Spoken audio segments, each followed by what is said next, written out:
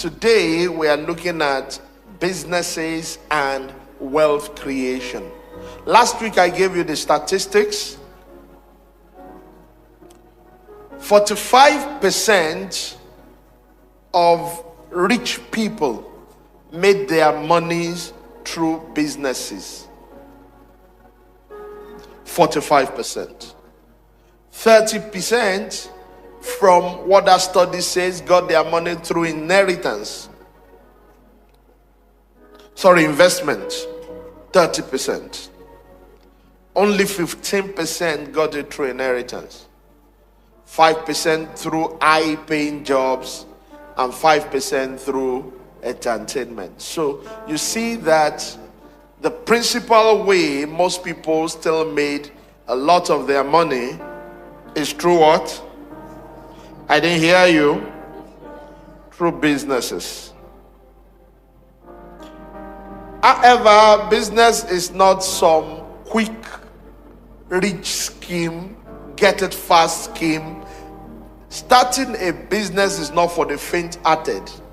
So we will still look at it for those that are not faint-hearted, because it is still one of the most viable ways of making money, building serious wealth. Many people don't think about businesses because they hang too much around employees. If you hang around employees every time, what you'll be hearing is getting good jobs. And there's nothing wrong about getting a good job, but just understand that wages don't make rich, profits do. Salaries, not many people will get enough salaries in their lifetime to make a difference in their lives. So understand that there's nothing wrong with being a staff and employee of a well-paying organization, but trust me, if it is possible and you understand businesses, it's better to go that way. Which leads me to the major flaw in our educational system. Even though we begin to see a lot of schools, addressing it little by little, most of our schools train us to become employees, to look for jobs. I mean, in Nigeria today, how many jobs really exist that we employ all the people graduating? There's not just enough out there. Some, no matter how much prayer are prayed, will not get the jobs. Why? Because the jobs are not there. But the good part is that some of you have enough skills to create jobs. And that is a subject we are looking at this morning. So, what do I need to start? Again, I need to emphasize that starting a business is not... So if your reason for wanting to start a business is, I can't work for anybody, just forget it. Don't start a business. If your reason for wanting to start a business is, I need my time to myself, forget it. Don't start a business. Because when you start a business, you're going to work more than when you were working for somebody. And when you are working for somebody by 4:35, you say, I'm closing. Now that you are working for yourself, it's 24 hours. Do you understand that? So you need to get your reason right. It must be passion driven. It must be reason driven. Not, I don't want to work for anybody. Not, I want to have my time to myself. Those are very strong reasons for starting a business, and they will not keep you going when the challenges show up. Hallelujah. Okay. So let's get the statistics on business mortality rate in the United States. I checked up for Nigeria, and what I saw was that in the first 5 years of most businesses, only about 5 to 10% survive. In other words, in the current climate, in the current business environment, about 90 to 95% of businesses that are started will fail. And I know people that were doing well until they started their business. They took loans, borrowed all the money they could, and the business failed, and now they're in problem.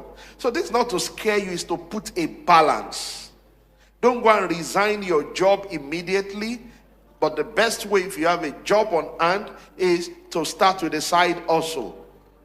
You don't want to put all your eggs into one basket. You don't want to put both legs into what you are not yet sure of. And trust me, most first business owner, if it's your first time of starting a business, the likelihood of failing is very high.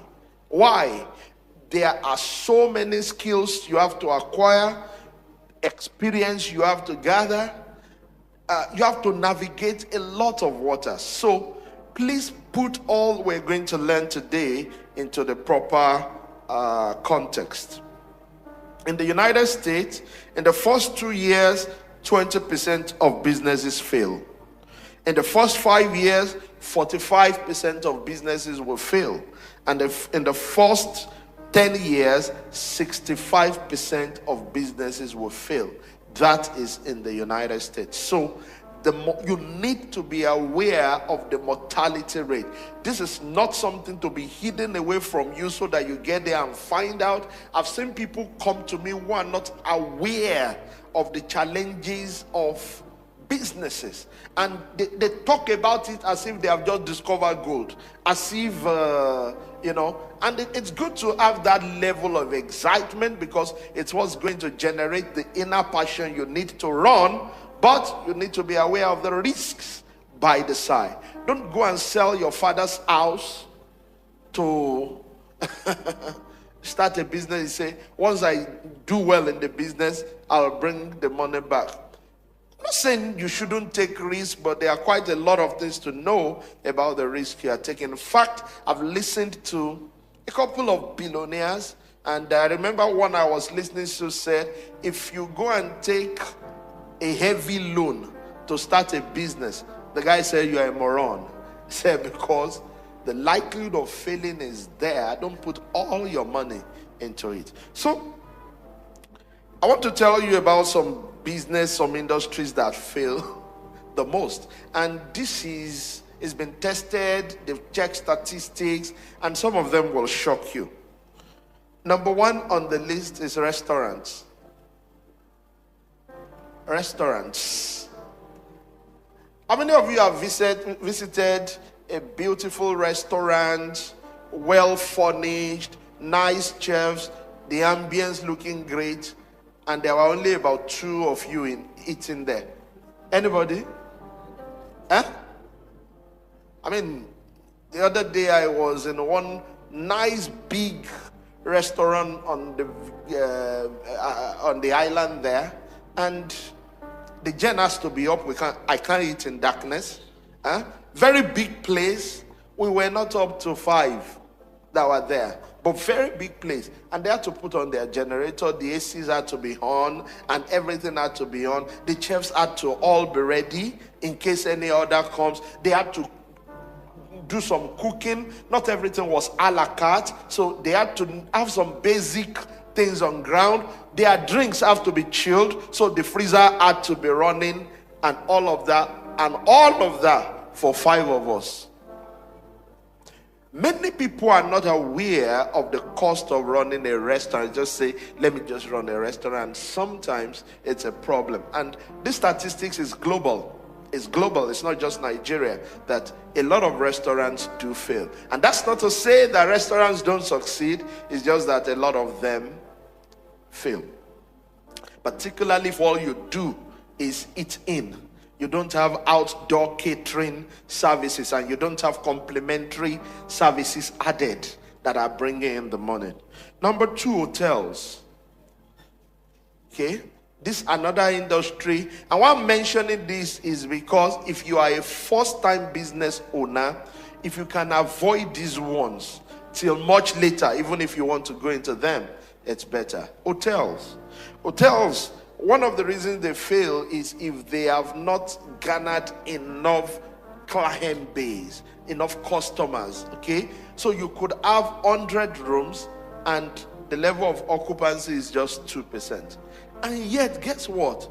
The hotel business is one where customers expect 24/7 service. It's one of those businesses where 24/7 is a must. What about power? I can't go and pay money for a hotel to be sleeping in darkness. Like, you understand what I mean? And their reason is that they don't have enough customers. Sorry, even if I'm the only one. In a hotel, it's like you are at home. You can't do that to me, right? That's one of the reasons they fail. The overhead is huge. Okay. Another thing that fails a lot is retail, particularly the brick and mortar, not the e-commerce version. Just this last week, one of the biggest, well-known retail shop closed down in the UK, Ted Baker. They closed all their shops in the UK. But they will not be the first. A lot of them have closed. Why are they closing? Because they can't compete with the online retails. They have to have inventory. Those guys may not even have inventory. They just tell you we deliver in 5 days. With all their just-in-time production line, you can beat them. They don't have to pay for all the stores that these people have all over the place. So margin is very lean because overhead is huge, and yet even at that, competition is so high. And after running for some time, just say to yourself, man, it's so difficult doing this. Except you have big money and you have made money in many other places, you see that retail easily fails. Okay? Independent consulting. Just come out and say, I'm now a consultant. Okay, and so what? What's your pedigree? Who knows you? For example, in the office, you are looking for a consultant. One of the first things they say, who has he consulted for? Where is he work? Can we see his CV? Is he one of the big four? There are quite a lot of things that if you are not in that league, it's either you won't get the jobs or it's only when they need peanuts. They want to give peanuts that they call, okay, just call that one. That's if you get it at all. So at the end of the day, this guy says he's his own CEO, but he's not making anything.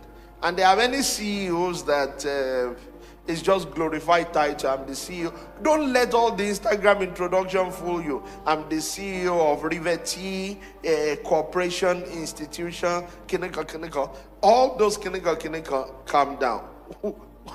What do you people do? How much do you make? That's what it comes to. So sometimes it fails. What other thing fails? You must have known it by now. A lot of tech companies, software companies are failing. A lot of them.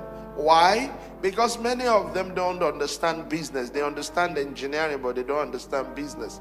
And therefore, they start their business, develop the softwares, gather a lot of overheads, believing that funding will come, and funding never comes. And when funding does not come or funding dries up, everything goes out of the picture. So you see, a lot of software companies, tech companies are dying because of this. But that's not to say many are not succeeding.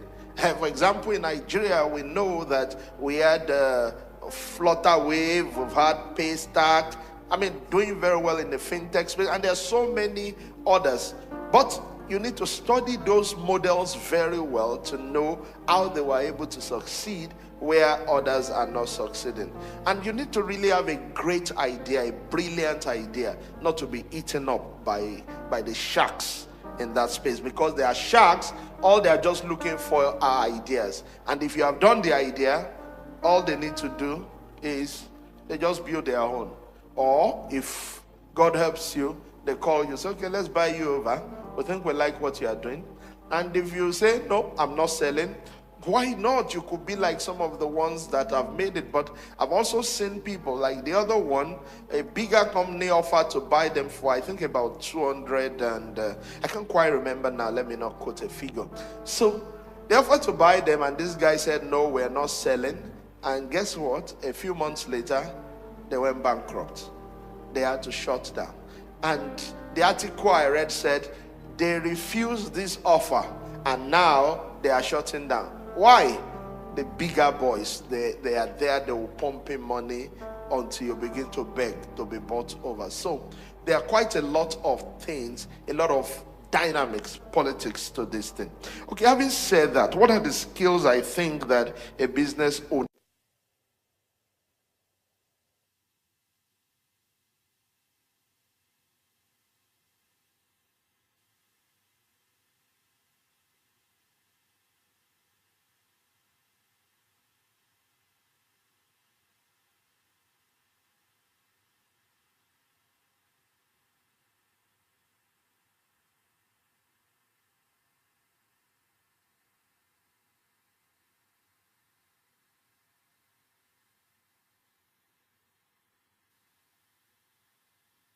self, and you have to be honest here.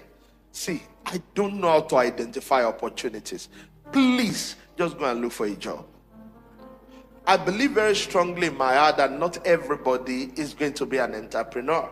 Not everybody will be successful as business owners. So I don't see an how is it that you see this opportunity? I don't see opportunities. Just go and do what? Look for a job. A business owner must be able to spot business opportunities in everything. Wow, I see something I can do there. Wow, I see an area I can play there. It's a very important skill. And when we say opportunities, number one, it is where is the business in this thing. For example, when you look at WhatsApp, how many of you use WhatsApp? I know in Nigeria, most of us, I don't understand. Many of you don't use WhatsApp? Okay. If you don't use WhatsApp, we may need to see after the service.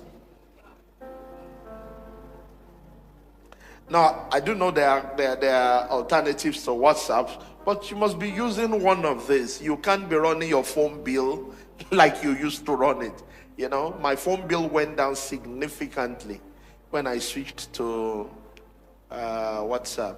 There are countries where they give you free minutes per month just because you are on the contract. So when you use those minutes, it's technically free because the contract amount is a sunk cost.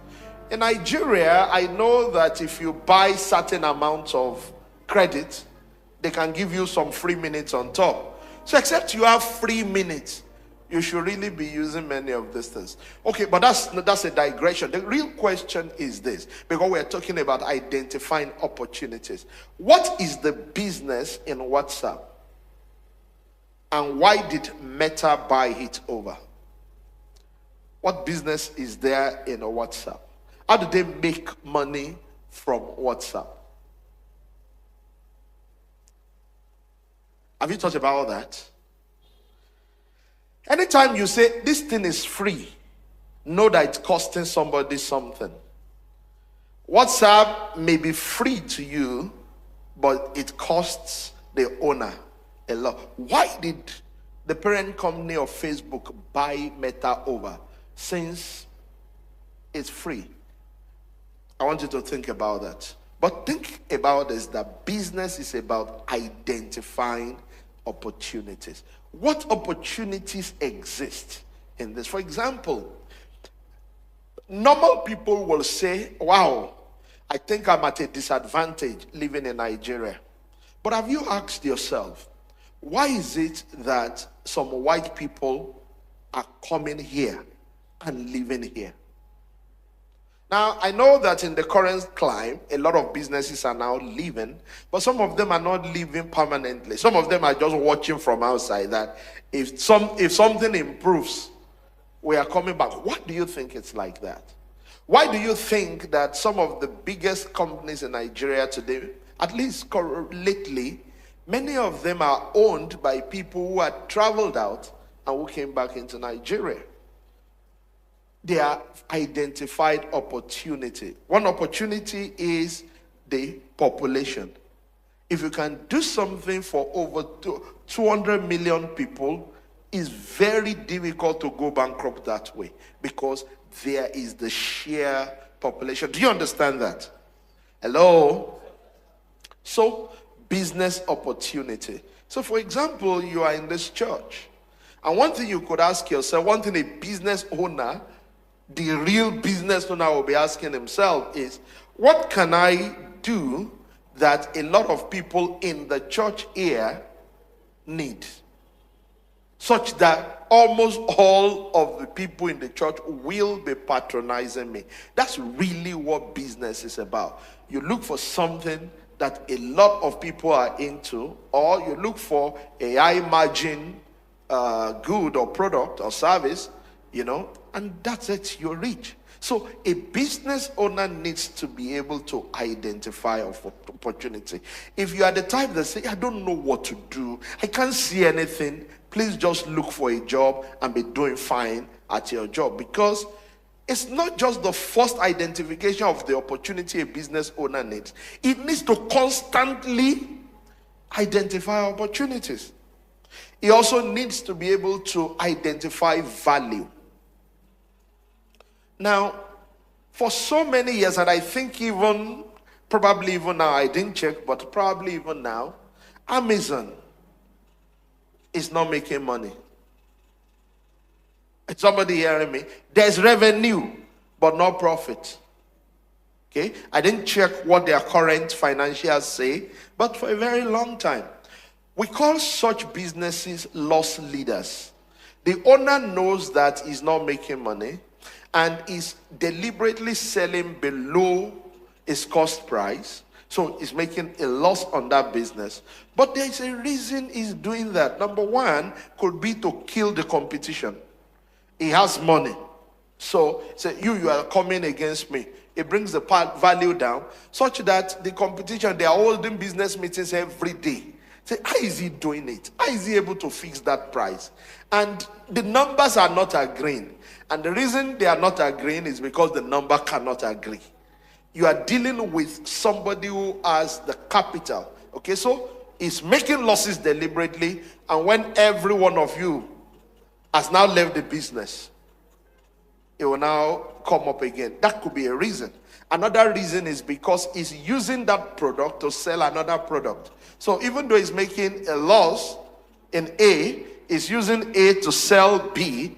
And when you put A and B together, it's making a profit. That's actually what is happening to Amazon. So you must be able to identify value. What can I do that can be exchanged for value? Sometimes people come and ask you for money and beg you for money. And when people come like that, one of the things that happen is you assist. But when it keeps happening, even an adult does not feel like wanting to come. Do you know what I'm talking about? Now, versus somebody came one day and said, Pastor, I've written a book. And when I looked at it, actually it's a booklet. Very, very, very, very tiny like this. I can finish it in 20 minutes. Everything he has written, I can finish in 20 minutes. But because he brought a product to me, okay, I have this value I want to contribute. He brought it. And guess what? I was compelled, because it's just natural to appreciate effort. You want to appreciate people's effort. I think I gave him 20,000 naira or so. That was many years ago now. For just a few pages. I think he probably was selling the book for 500 naira or 300 naira. Because it was many years ago. But what happened? For that effort, I gave him 20,000 naira. So identify business, identify value. It's a skill every business owner needs. So the assignment I'm going to give you is this. Just look around you here. What are business opportunities that you can see?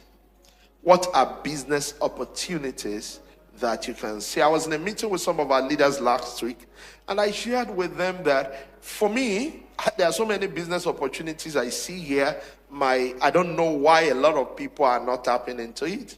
For example, how many of you here hit Gary?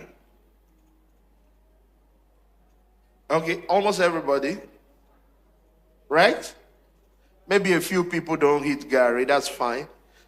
Almost everybody hit Gary. Guess what? Yet, we don't have a Gary supplier in the church. Some years ago, when Pastor Okechukwu was around, he got into that business.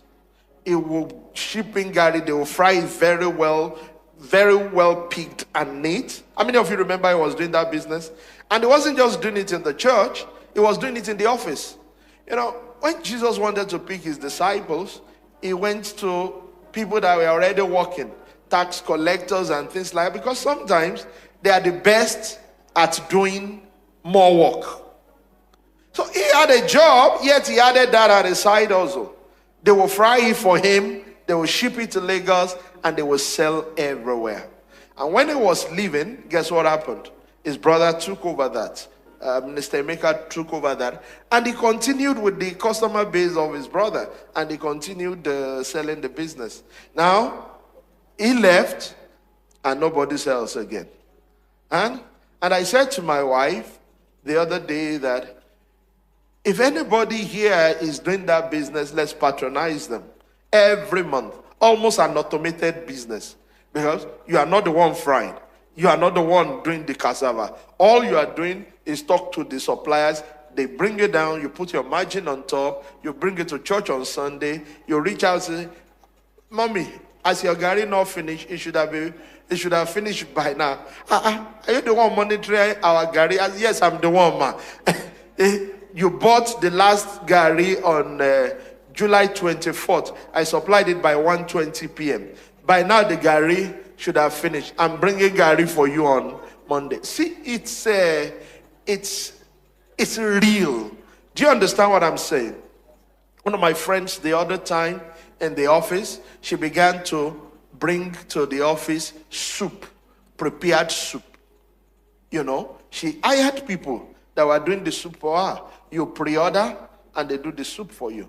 In fact, there was one day I saw a nice flyer, and this person, what does she do? In LICC there, LICC phase 1. She cooks different types of soup.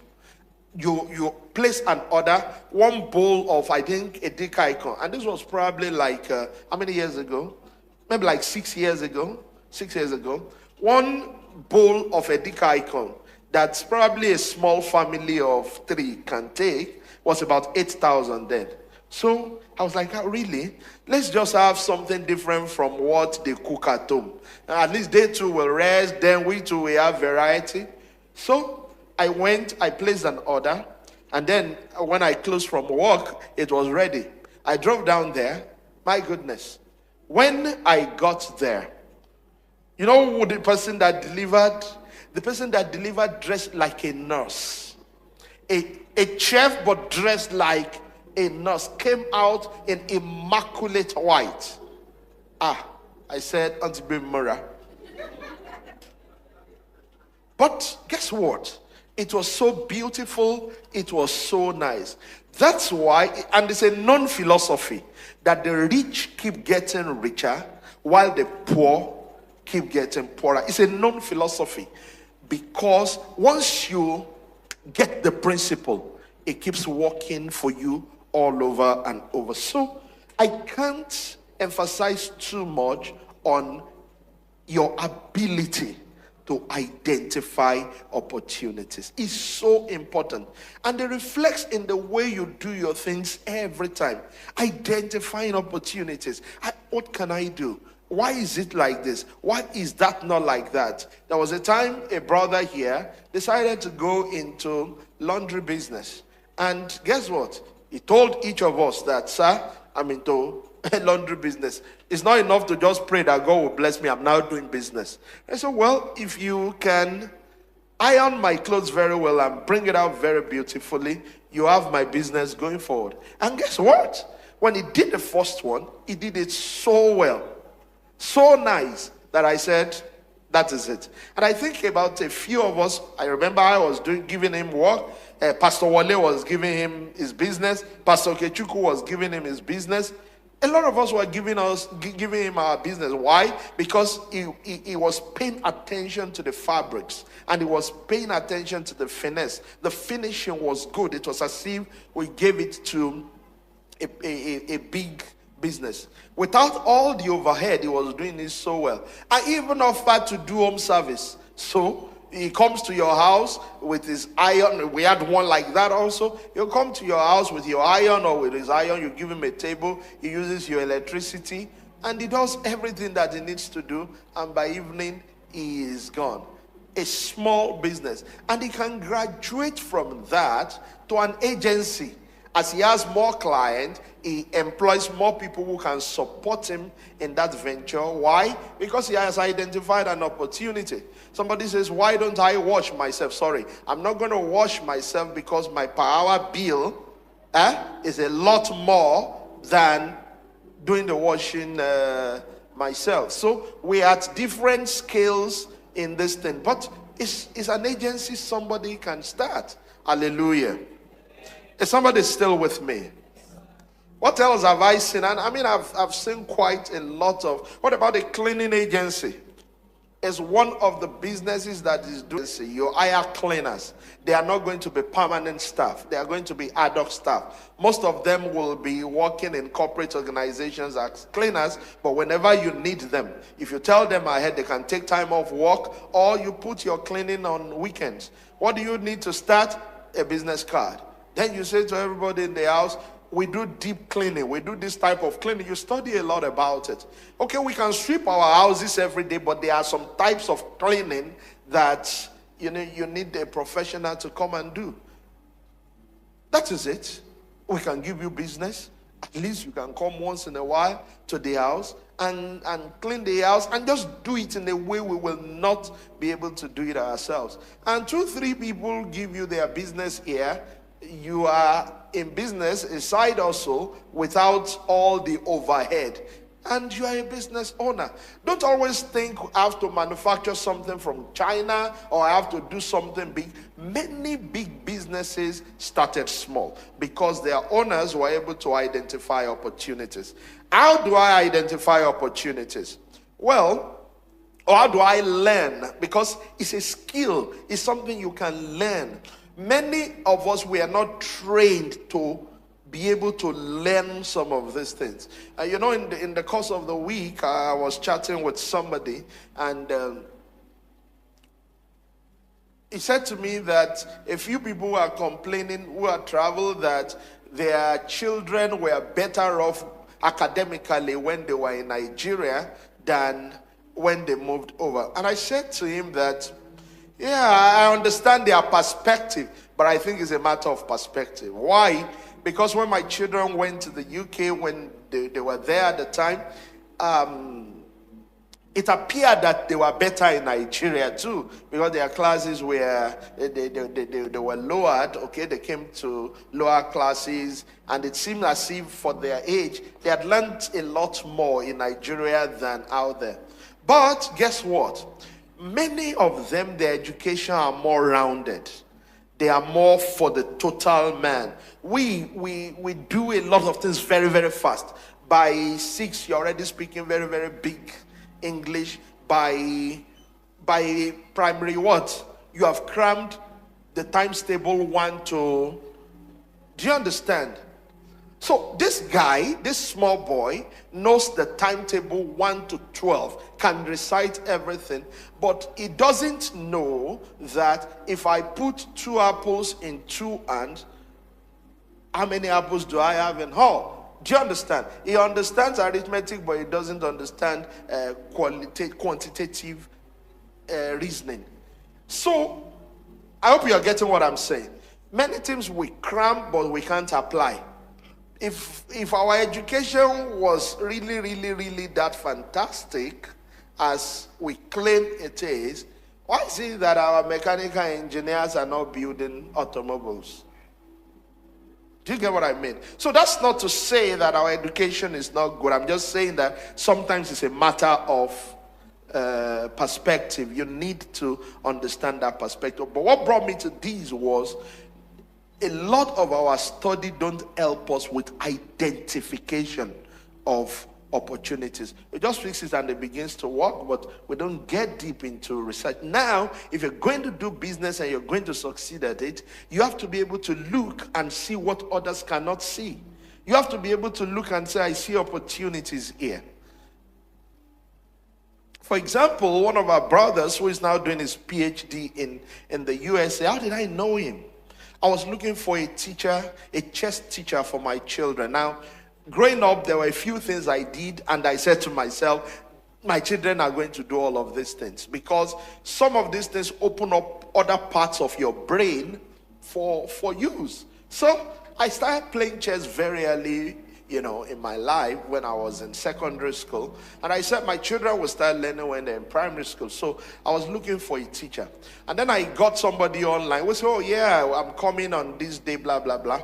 And the day it came and it didn't come, however, I sent someone. And in talking to the person he sent, his representative, I understood that actually it's an agency. The person I first spoke with owns an agency, and he has employed a lot of teachers under him.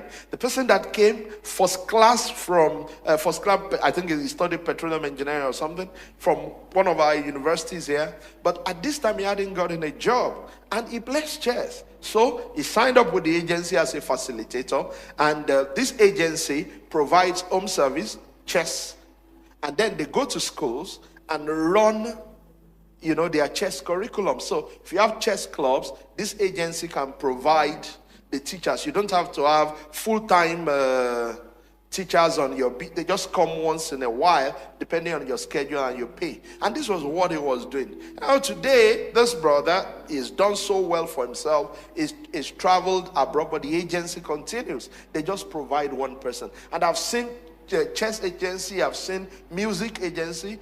Music, you have your music business. You hire music people, maybe instrumentalists. You provide schools. You go to schools. You don't need a permanent music teacher. You just need to hire our agency, where we always provide you with people that come around. And before you realize it, it's a big business agency. How? Because you identified opportunities. So how do I do it? Now, for me, number one, because it's a skill you can learn. There's a book, How It All Started, where they profiled a few companies and they went into how they all started. If I remember one particularly, unfortunately it didn't come to my mind while I was preparing for this. I would have gotten the details. But I remember this guy went to another country and he saw a particular product there and he liked it. And he said to himself, we don't have these in America. When I get back to America, I'm going to start this. And guess what? When he got back to America, he started at bam. And that was the business. How it all started, when you see how other people started their business, it will give you idea. It begins to open up other parts of you that you did not know existed. That's why real business owners always read. Always. If you are not reading, you are not likely to be a business owner. Okay. How it all started is something. Now, sometimes I go to a website called indiehackers.com. Indiehacker is INDIE. Hackers, HACKERS.com. Now, what it does is to give the profile of some businesses people have started. I just read it. And sometimes I'm like, wow, I didn't see the business in that thing until I read this. And if somebody has done it, it means it can be replicated. I have found that personally that the more you read about people's businesses, the more business ideas you generate. But until you can identify opportunities, sorry, don't start a business, because you will just be frustrated. About last year, there was a website I saw, and I think I saw them through Indiehackers too. This guy started a side hustle. What he began to do was to interview a lot of founders how they started their business, and interviewed them a lot. When he got a sizable number, he started a business from it. And now in this business, he has profiled a lot, and he keeps adding every time about the business people do, how they started it, how much they started with, how they got the initial capital, quite a lot that the details are so clear, you almost can replicate that model. But it's not free. So I got some money when he was doing a promo. I waited until he was doing a promo. That's one thing to do when you really want to buy a lot of things. I waited until promo. One of the best promo times in all the year is Black Friday. Almost all of them do Black Friday deals. And then Easter deals too. Those are the periods I really buy many things the most. So he was doing a promo. I bought a lifetime subscription. And now with that subscription, I have access to how thousands, I'm literally thousands of businesses, how they started. And from time to time, I look through, okay, when you learn from other people's wisdom, you get wisdom. In case you've been saying to yourself, maybe that's the reason I don't know about how to start businesses, I agree with you. When you cannot generate these ideas, it's a big problem. Now, so that's the first thing I really will say. A business owner needs to be able to identify opportunities, problems he can solve, doubts he can clear, services he can offer. How may I be of help? How may I be of service? Is there something I can do to help? This is how businesses really, really start. Number two, I believe that a business owner needs to learn sales techniques. He has to be able to sell. I've seen people that say before, selling is not my thing. Well, I'm happy for you. Then business is not your thing. Let me tell your neighbor, if selling is not your thing, starting a business is not your thing. Let's say one more time so that I can be clear. If selling is not your thing, starting a business is not your thing. Business owners sell. Now, in fact, listen to me. There are business owners that are not the CEOs of their businesses. It's a model that more and more founders are adopting now. They are the founders, but they are not the CEO. They are employees in their own company. Because he knows that running this thing, this management thing is not my thing. But I can sell. Or I can do engineering. So they just say, okay, I hire you as my CEO. I will be working on other parts of the business. Every business owner must be able to sell. I saw a video. The interviewer gave the interviewee something, and he said, sell it to me. You know what the interviewee said? Do you need it? In my mind, I said, you are failed already. Because the purpose behind selling is not whether they need it or not. They are the ones to determine that. You are the ones to show them that they can even buy it ahead. Somebody said, and I agree with him, that a good salesman can convince you at 25 to buy a coffin now, planning for your death. That one day you will need it. And do you realize that the prices of coffins are going up? So it's an investment. Salespeople can convince you to buy anything. Good salespeople. And they have convinced me so many times to buy many things, but now I have my own strategy that if I'm feeling under pressure to buy it, I will not buy it. I'll give myself 3 days. Then, the moment a salesman makes the mistake of saying they don't make it again, that is the last set, that's on for me. If it's so good and many people are demanding, the company should be making more. The moment they are not making more, I'm not buying. So, sales is very important. It doesn't matter how sophisticated your products are or your services are if nobody is buying. Have you found out that some of the most successful companies and the products are not necessarily the best products. Why is it that with all the fact that we all know that Coke has a lot of sugar, we keep drinking? Why? They spend a whole lot on marketing. And while marketing is not sales, but it can lead to sales. So I don't know how to sell. Sincerely speaking, I don't know what you can do. If you're a pastor, you have to sell. You have to sell the vision of the church. That's why people join. If you are a father, you have to sell the vision of the family.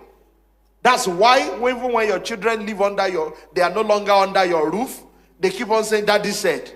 They keep on saying, our family name. I can't spoil our family name. What is it in the family name? Daddy has told them that the family name is important. 10 years after Daddy has died, he's still remembering his family. That's sales. So I can't sell. I'm not cut out for sales. So what are you cut out for? How many of you realize that evangelism is selling? Huh? You are not denying Jesus. You are not putting commercial value on Jesus, but you are selling the Jesus brand. This person, before you got there, didn't want Jesus. After you leave, or by the time you are done, he said, I'm for Jesus. That was how Jesus was sold to me. Peter said, we've not followed cunningly devised fables. So it was sold to us and we bought it. You must be able to sell. But if you are still at the level of, I'm not a salesperson, I'm always shy to sell, I don't want to sell, please don't just start a business because you won't be able to sell it. Say, but I will hire salespeople. But there are days when people want to hear from the owner. And even when all the sales owner have done all the preliminary works, sometimes somebody wants to say, can I talk to the owner of this business? Then you destroy all their work by saying, but if you don't need it, you don't need to buy it. No, you are not a salesman. You are the one saying, the guy says, I don't think I need it. Then you are bringing the features. That look at the features. Look at what the competitor has. Look at why you need to buy it. And it has to be bought now. Said, but, okay, this is how much I have now. It's just about 70% of the value. I think the remainder will come later.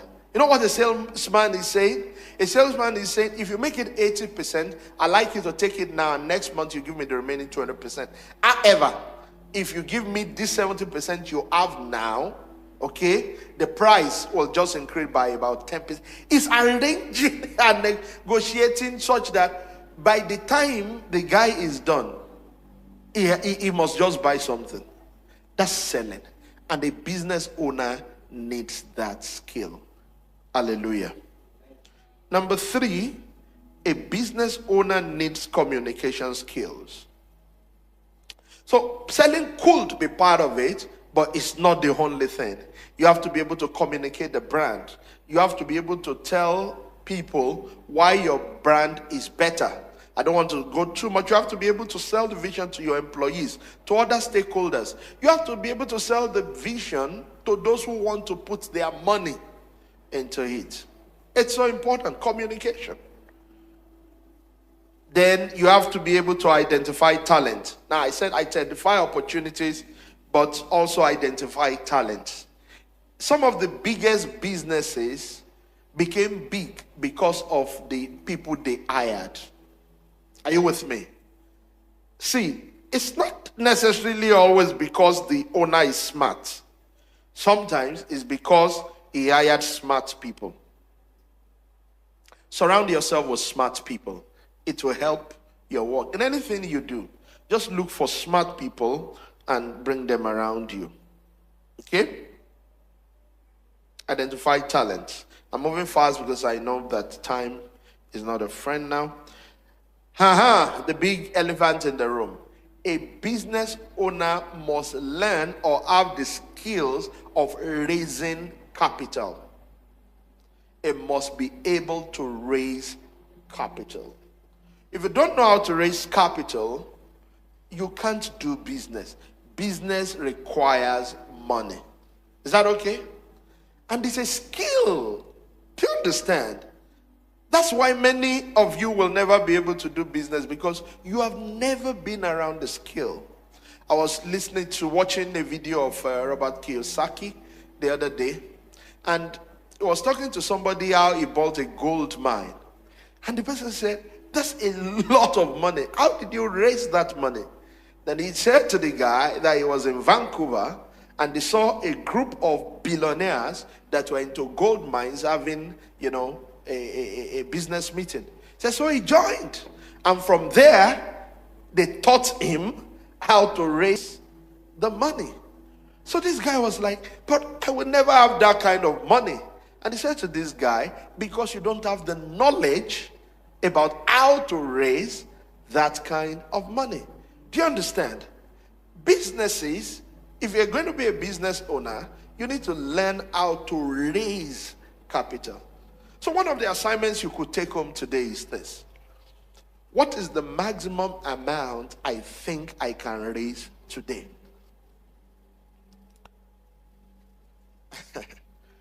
If you had to ask yourself, can I raise 5 million naira today if I need to really raise 5 million? Can I raise 20 million naira if I need to really raise 20 million naira? This is a skill. And it's not something that prayer will solve. It's something you need to learn. How do people raise money? There are many ways, particularly since we are talking business. How do I raise money for my business? Number one could be savings. Now, savings will not save you. Savings will not make you wealthy. Do you understand? But there could be targeted saving against a particular need. I want to save 5,000 naira monthly over the next 12 months. How much will that be in 12 months' time? Hello? I'm going to approach 10 people that I already have 60,000 naira. I'm going to 500.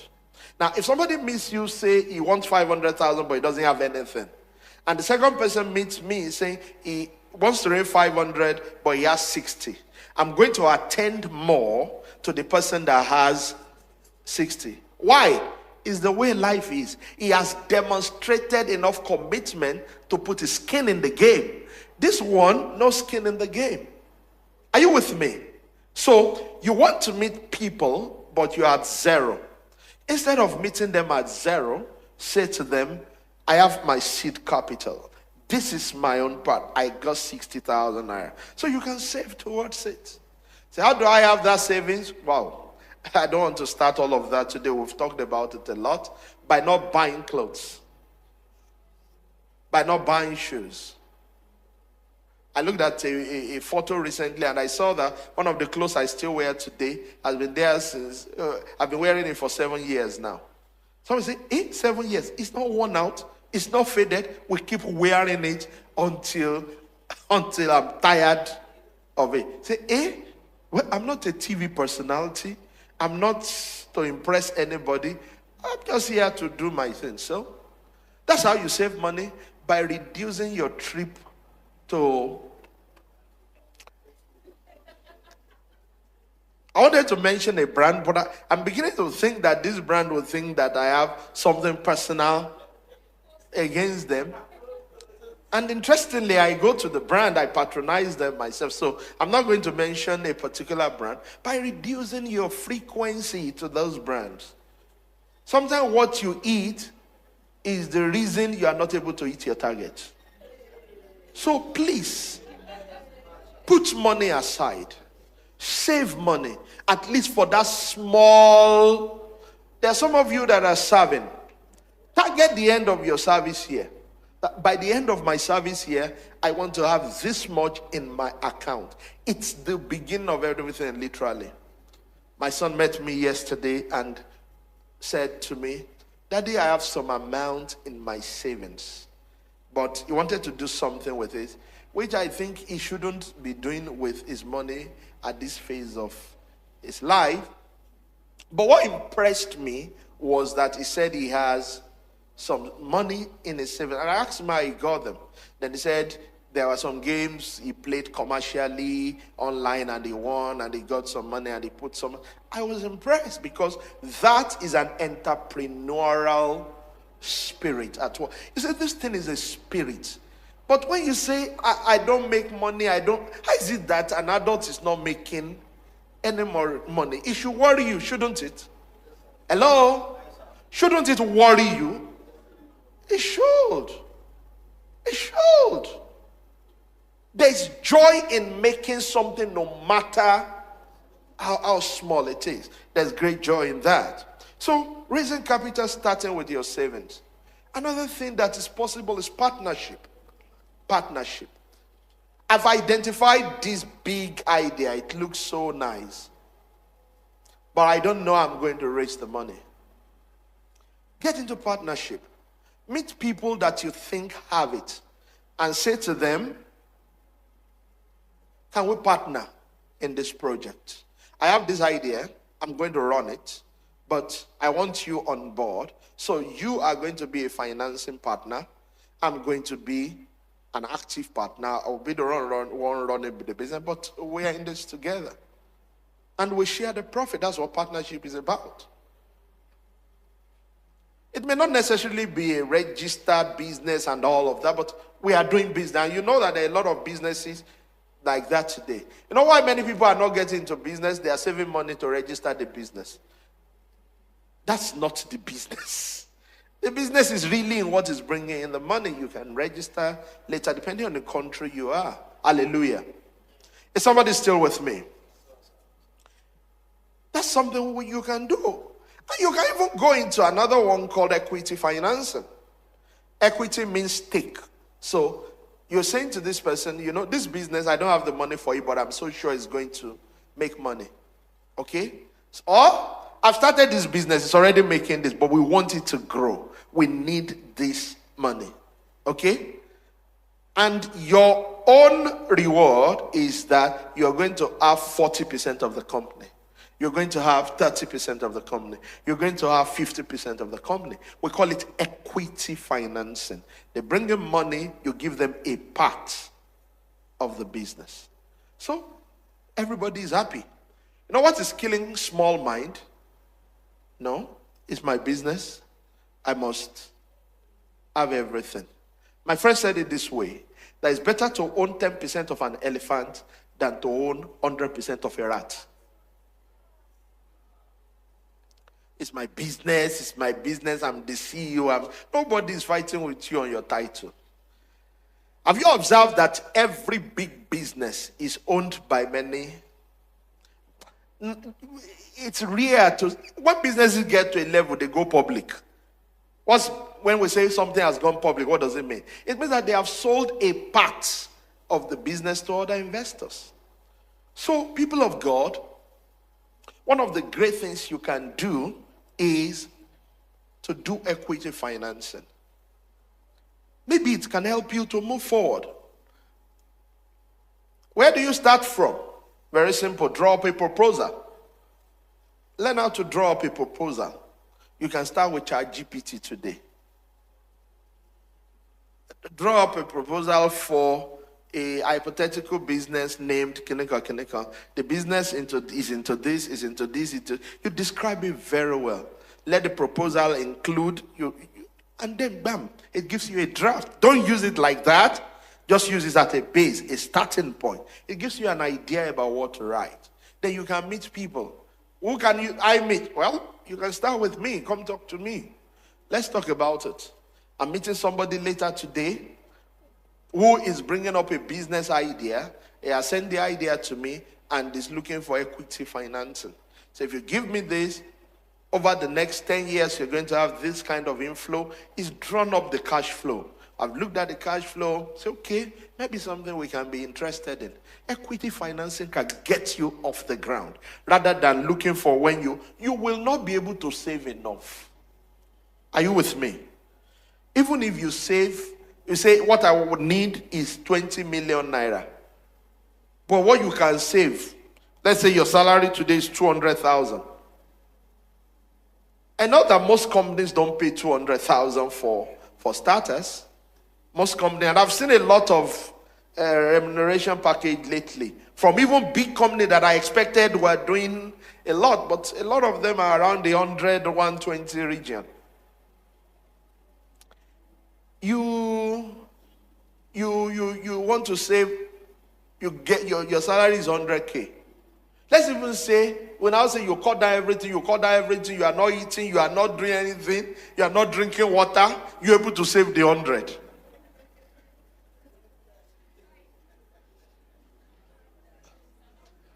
You are not breathing. If you save 100,000 naira per month, how much is that? In a year? 1.2 million. How long will it take you to save 20 million naira that you are looking at?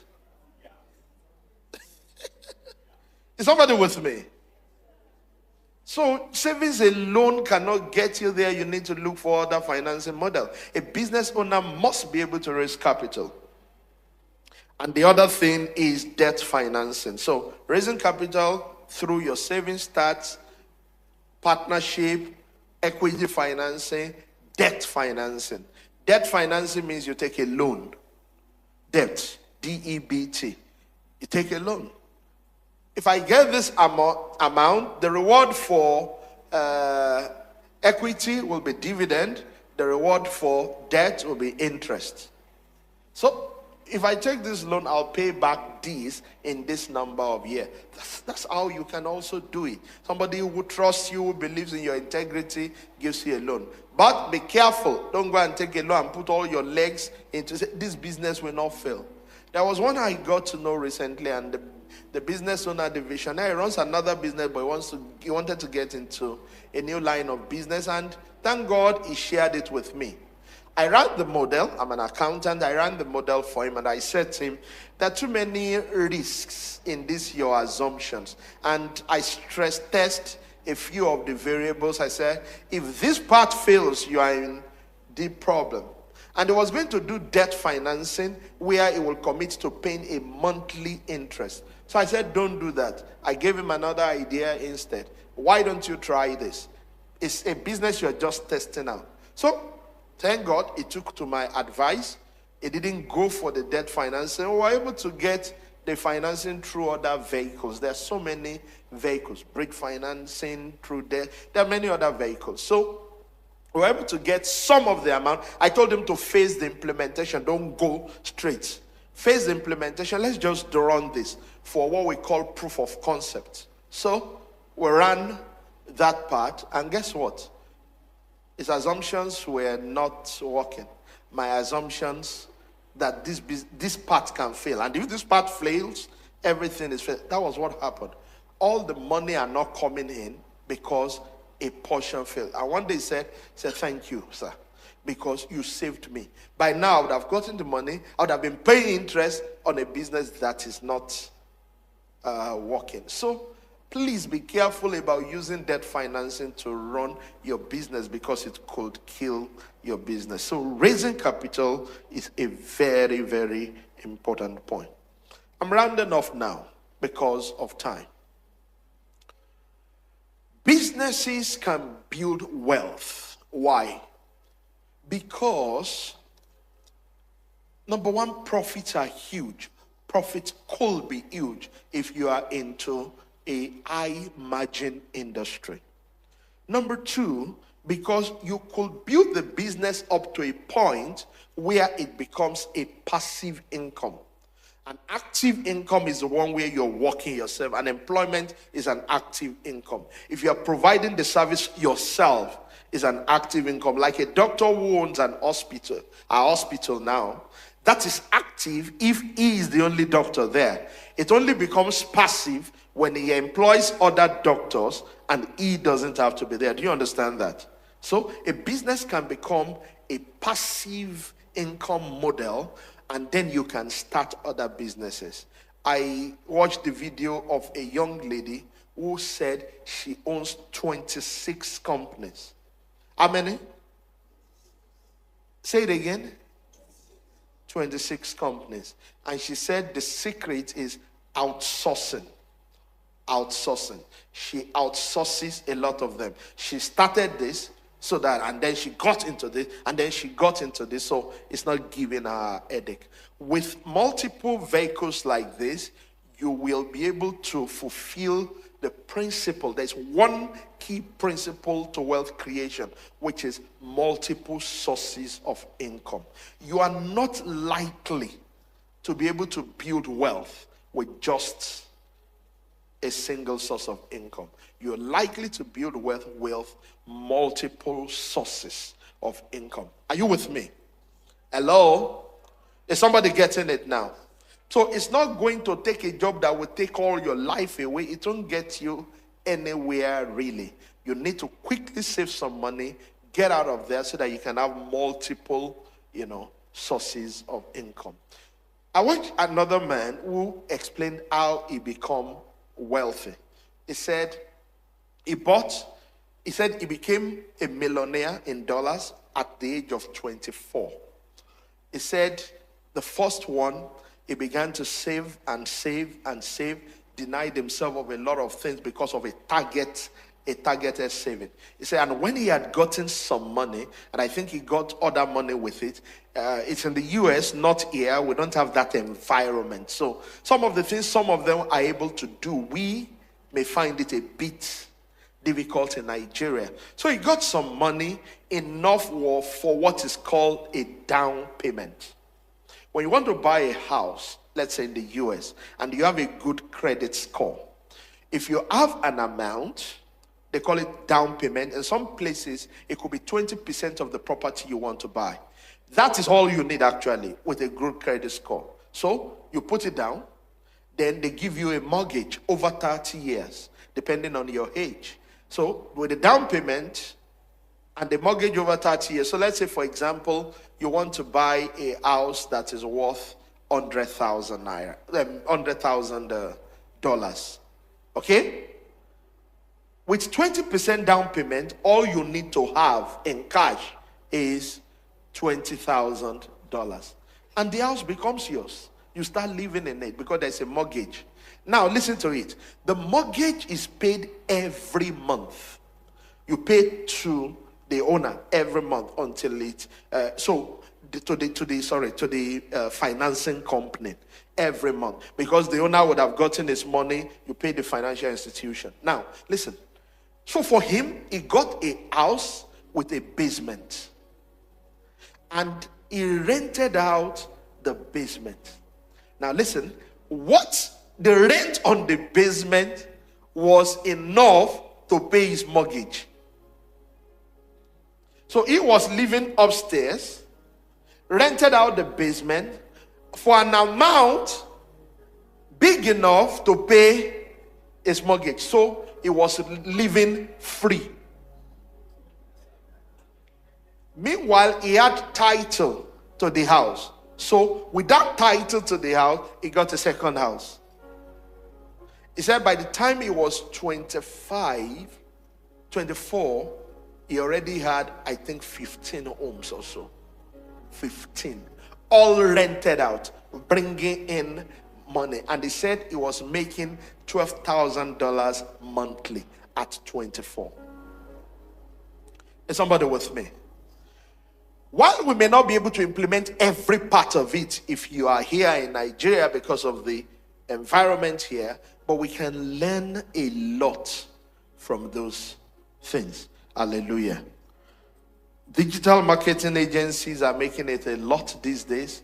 You learn how to run digital marketing, then you set up an agency to offer services to other people. E-commerce services are making it a lot these days. It's never been easier to import from China.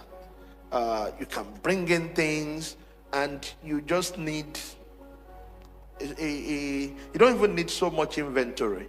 You just need an online marketplace. You sign up with a phone, and I've seen a lot of it up locally here. And a guy was interviewed. I saw the video. The guy, 24 years old, owns a yacht. And they asked him what he was doing, what he does for a living. He said he's into e-commerce, big time e-commerce. I said, okay. For how long? He said 4 years. Said, what's the revenue like? Said, the previous year before that interview, the revenue was $32 million. So out of the $32 million, profit was $19 million in e-commerce. Now again, you have to study the climate very well.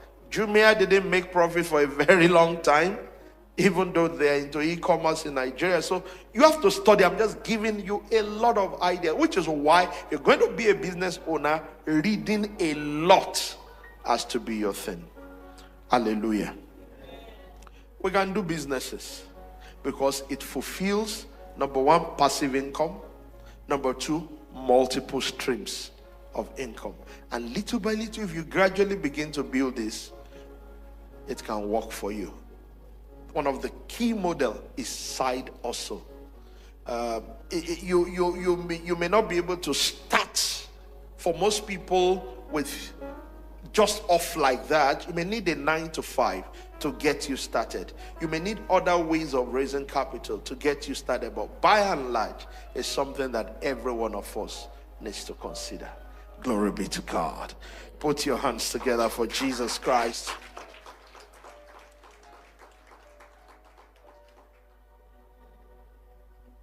Has this been clear? Okay. Let's see if we can take 2 or 3 questions. Any question?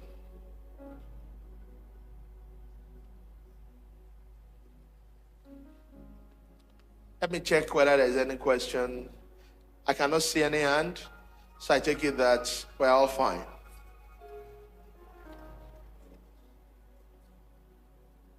Check online if there's a question.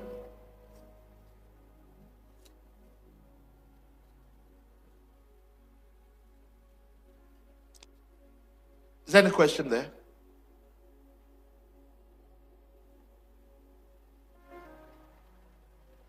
Okay.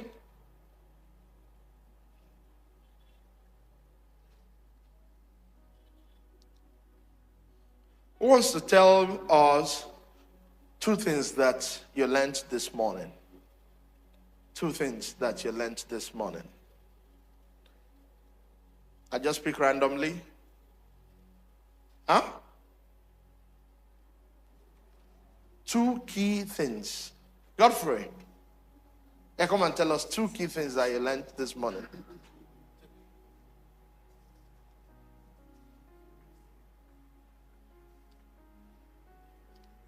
Praise God. I think Daddy has spoken a lot about, first of all, savings is very important. Okay, so if you have to create wealth, you have to first of all identify value, then you save towards it. So it's like a target saving, you are saving towards it, and if you're able to identify the value and how to create it, how to replicate it, you read about it, you save towards it, you will achieve it. That's first of that's one of the things. Another thing is able to identify talent. It's very important. I think I read a book that Daddy bought one time for his kids, and I came to Daddy's place that day, and I read that book, Who Not How. It's one of the books that would help you. It's you being able to identify people that can buy into your vision, even though you are not able to do that thing yourself. So there are several things that you might not be able to do yourself, but being able to identify, that's what Daddy talked about, partnerships. Right? There are several things that you will not be able to do for yourself and do by yourselves, but once you have the idea, you identify the value, you know people that can help you, that can key to that vision, that can contribute to it, and before you know it, that idea is something big. So it's something that you can also learn. Thank you very much. Awesome. Thank you. James.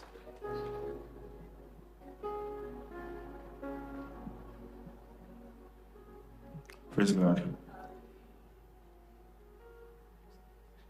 All right, Daddy has really spoken a lot, and Just continue. Yeah, so the first thing I got was the rate at which businesses in this part of the world works, and that's like the business mortality rate in Nigeria, and that's like 5 to 10%, and survive in Nigeria in yes, 5 years. Yeah, I was like, because I was already thinking of starting a business myself.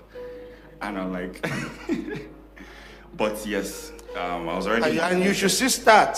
Yes, you definitely. just need to be aware. Risk awareness is not discouragement. It's not something you should shy away from so that you are not discouraged. Yeah, that helped, like in the latter part of the talk, especially to understand that being aware of the risk helps you to avoid, potholes or those holes. And then another thing is one of the most critical things to consider is identifying opportunities, especially in places like Nigeria. That used an instance where foreigners always come to Nigeria to do their businesses, and I've always been wondering, so I'm like, why do these people come here? We want to jackpot.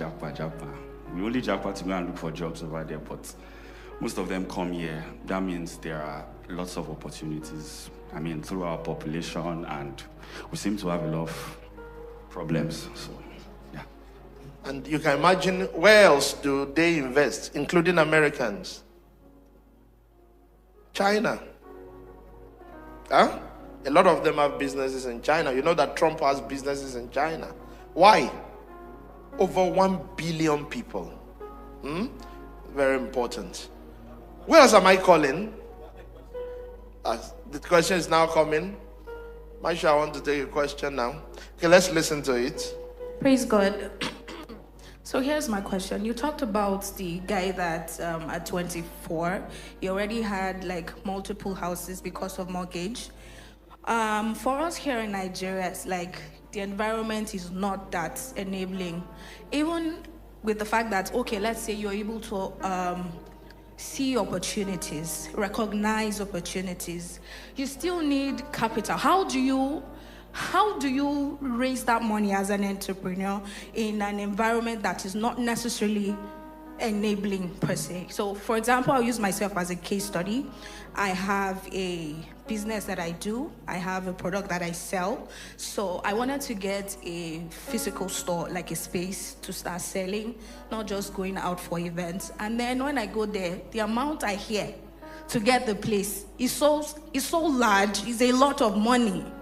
I'm like, how do I go about this? Because first of all, I can't go and take loan because I don't have that. I'm not a really big brand. I don't have anything to mortgage with. So how do I go about it? Okay. Yeah, I know I talked quite a lot about raising capital, didn't I? I said you could start with your savings, and with your savings, you can present that as your skin in the game to raise money.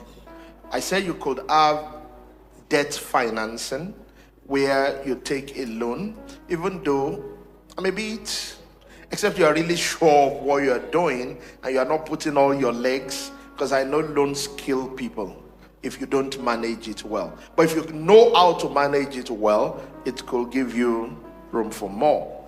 But we also mentioned equity financing. So for example, what if you bring somebody else into the business? You own 70, the person owns 30, or you own 60, the person owns 40%, and you do the business together. But raising capital is one thing, a business model is another thing.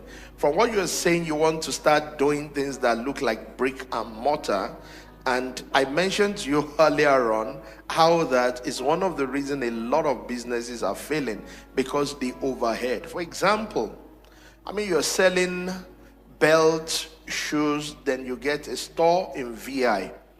Okay, you're going to be, I know some people do that to be close to, people that can afford it and all of that, but these are not luxury products you're selling. It's okay to sell luxury products, but the rental cost alone can kill the business, such that even if the business is doing well, the overhead is not allowing it to make profit, So if you say you want to get a place and the thing is already killing, ask yourself, how many of my products do I need to sell to cover the rent? Can I easily sell that? If the answer is a no, then your business model is at fault, and you need to start thanking God that you have not gotten a loan yet. Because by now, you would have started fasting and prayers. Oh, God, help me. I didn't know how. No. How many products do I need to sell to cover just the rent? And when will we start making profit? So sometimes we are better off not doing business than doing it because we are not very realistic with ourselves. We just want to do business. No. Sometimes we need to look away from the business we love to the business that works. Thank you. Okay. So there's two questions here. It's saying, is it possible to raise money through shares purchase or investment? Then the second one says, sir, please, can you say something about shares purchase? Shares purchase will not fit into our topic today, which is businesses. Last week we looked at personal finance, and that's where share purchase is more like an investment.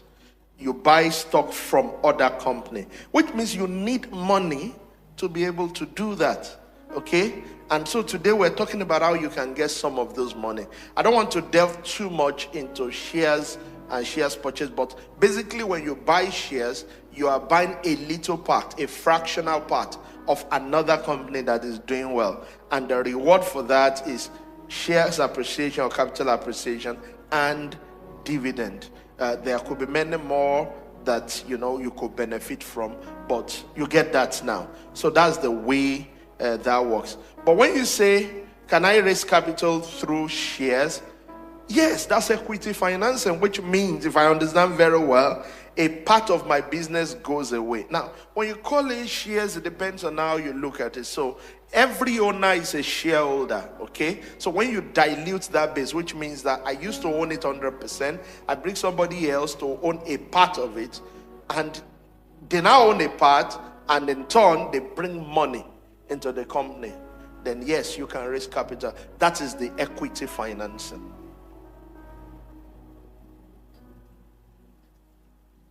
Yeah.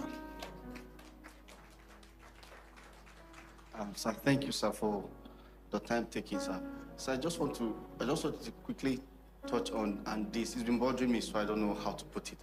I interface with these Igbo guys often in the market. They send in their children to come learn the trade. They don't go through this normal form of education, and these guys are really doing well. I don't know how. So is this something that's advisable in our dispensation, to send your child or your ward to go learn trading from somebody, and at the end they get set them up, and today these guys are doing very, very well without going to the normal school learning of how to become a successful businessman, but these guys are making a lot of money. So can you just say something about it? Okay, it should be something that is encouraging our dispensation and times. I don't know what is disturbing you. There's nothing to disturb you. You need at this phase of your life to differentiate between school and education. Do you understand? What you should be going for is not school. What you should be going for is education, because that is what works. Now, what you have mentioned is the model of apprenticeship, and it will interest you to know that I think it is Harvard that now even studies the Igbo model of apprenticeship. So it's something recognized globally. It's been working for years. It's not planning to fail. It's a real model. You serve, and while serving, you are acquiring education, business education. But you are not just doing that. You are also investing your time for the raising of your capital. No serious boss under that model leaves you without giving you the startup capital. So by the time you serve for 4 or 5 years, you know that capital is coming. So it's a known model and it works very well. Should we send our children to do that today? Don't also forget that among the Igbo people, not all of them do that. Some of them go through the formal school. So not everybody will go through that route, that method. If what you want is to do business in a particular industry, then maybe that's something you can look at. But if you want all-rounded global opportunities, you do need certificates that can only be offered from recognized institution of learning. So it's not enough to do that if you need, more. Okay, praise God. I guess we're going to stop here today. But please, what will be my joy is that some of us who have participated in this, in your personal finance, you are cutting down costs, you are learning more ways to make money in line with God's purpose for your life. Very, very important. You are learning about investment. And then for those of you that are going to be into business, you are doing business, you are restructuring and remodeling your business. And you can always come around to me. Let's talk about your business ideas and opportunities. I can advise you. I do that quite a lot for business owners. I can advise you, counsel you on how to go about it. It will be my joy that a year down the line from here, somebody can say, because of that series we had, I am building wealth now. I hope that person is in church today. Glory be to God. Put your hands together for Jesus.